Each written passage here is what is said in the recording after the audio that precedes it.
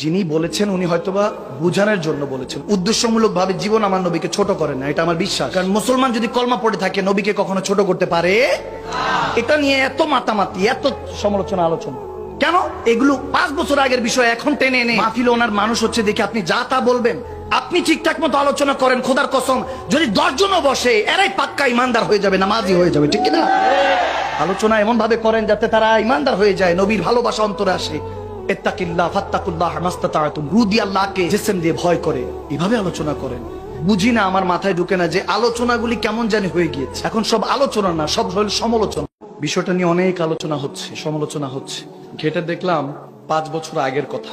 আমি কাউকে ছোট করছি না, কখনো ছোট করার উদ্দেশ্য নাই। আমার চিন্তা হলো সব মুসলমান আমার নবীর উম্মত। আমার নবী যদি কবুল করে, আল্লাহ যদি ক্ষমা করে, আমি আপনি বলার কে? আওয়াজ দেন। সমালোচনা ঝড় নয়, আলোচনা করে সবকিছু সমাধান করতে হয়, ঠিক না? যিনি বলেছেন উনি হয়তোবা বুঝানোর জন্য বলেছেন, উদ্দেশ্যমূলক ভাবে জীবন আমার নবীকে ছোট করেন না, এটা আমার বিশ্বাস। কারণ মুসলমান যদি কলমা পড়ে থাকে নবীকে কখনো ছোট করতে পারে? এটা নিয়ে এত মাতামাতি, এত সমালোচনা আলোচনা কেন? এগুলো 5 বছর আগের বিষয় এখন টেনে এনে মাহফিলে ওনার মানুষ হচ্ছে দেখে আপনি যা তা বলবেন। আপনি ঠিকঠাক মতো আলোচনা করেন, খোদার কসম যদি 10 জনও বসে এরাই পাক্কা ইমানদার হয়ে যাবে, নামাজি হয়ে যাবে, ঠিক কিনা? আলোচনা এমন ভাবে করেন যাতে তারা ইমানদার হয়ে যায়, নবীর ভালোবাসা অন্তরে আসে।